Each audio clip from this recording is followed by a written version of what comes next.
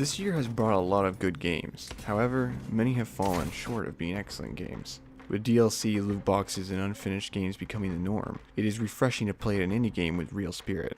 Indie games have always had a special place in my heart because they bring back to a time where games were made by people with nothing but an imagination and a strong dose of ambition.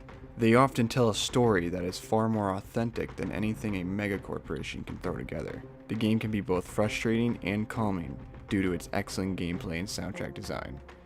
Ashen sets a new standard for indie games of its style. Ashen's gameplay is often compared to Dark Souls because of its difficult to master, stamina-based combat style. If you are not careful, one hit could be your end. The ever-intense dodging and rolling will never get repetitive thanks to the difficulty of the game. Although the enemies are relatively simple to understand, you never seem to have the upper hand in any battle. This forces you to think out each battle before you enter, even if you have fought that enemy before. This makes for a brutal learning curve, and a ton of retries.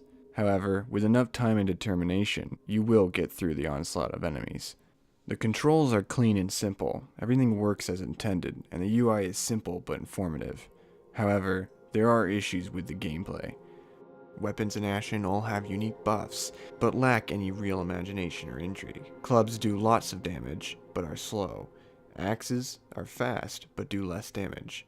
And your heavy weapons, which require your character to put away their shield, deal massive amounts of damage. I never really used the heavy weapons because they were so slow and left you exposed for too long against enemies. I wish there was more variance in weaponry, as sometimes I get bored of using the same weapon, but I never ended up trying another weapon because I had already poured so much resources into upgrading the one I had. Enemies can act strangely at times. Yes, sometimes they straight up break, and stand there allowing you to kill them easily. Other times, however, they seem to defy the laws of physics.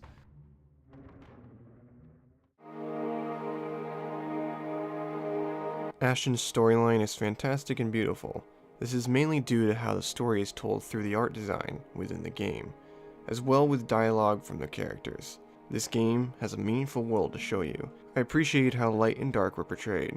Darkness was not all bad, and light was not all good. The light actually caused a lot of pain for certain characters, and the dark drove other characters into madness. One quote given to us in the game sums up the tone of this game perfectly. The dark is no more evil than the light, it is just older. The art design in this game visually helps you learn about this world, as well as showing you its age. Everything is slightly decayed and gray. The level design was especially impressive, seeing how this was made by a small team. Deep caves are contrasted by high hills, dark wastelands are contrasted with open fields of grass. This game has a balance and variety to its world that many games tend to miss out on. Although I love the story, I sometimes struggle to connect to the characters it wanted me to like. The main reason I felt this way was because the game did not give me a choice whatsoever. Every character just assumed I would do what they wanted me to do, and there was no real consequence for not doing it. And my relationship with each character felt very one-sided. The level design also had issues. Sometimes it felt like the world was just a bit too linear. The game boasts a beautiful open world, but forces you into a new section rather quickly. And since there is nothing left to do in the previous sections, there is no point to ever go back if you don't feel like it. If A44 works on more games similar to Ashen, I hope they add player choices and more side quests that appear in various spots in the game, not just the next area. This is where A44 found its biggest criticism. The multiplayer feature in this game is incredibly interesting and unique, because every time you connect with another player, you can't communicate or even see what they look like. Instead, you see them as a current quest giver. The only way to tell if you're playing with another player is by how they play. Your AI will always follow you and act as a support, whereas a player will do whatever they want. The multiplayer is great in theory, because it doesn't break immersion, and allows you to play with an actual person within your own campaign. The problem is that it can be a bit inconsistent. On numerous occasions I found myself completely abandoned by my AI/teammate, forcing me to give up and start over. Other times I would connect to a player and then see them suddenly disappear, but instead of getting a replacement AI, I was left alone to fend off enemies by myself, which often resulted in death.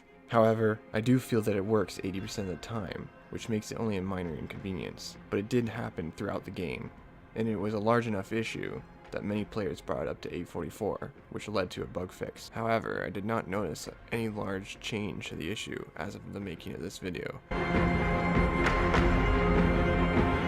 Don't let the few issues with this game scare you off. This game's $40 price tag is 100% worth it, because it transcends a typical indie game experience. I rank this game as my third favorite indie game of all time, because it created a story, world, and challenge that excited me every time I logged on. I want to see more from A44. I really enjoyed this game, and whether or not they make another Ashen, DLC, or just a whole new title in general, I want to play it. They should be proud of what they have made here, because in a time where players are regularly being ripped off and lied to, this game is open and honest in what it was trying to do, and I respect that. Buy Ashen, you won't regret it. I know I certainly didn't. I'm Brandon, I hope you enjoyed this video. Be sure to subscribe and like this video to help support this channel. And if you're curious or have any questions or criticisms, please comment below. Thanks so much, and have a good one.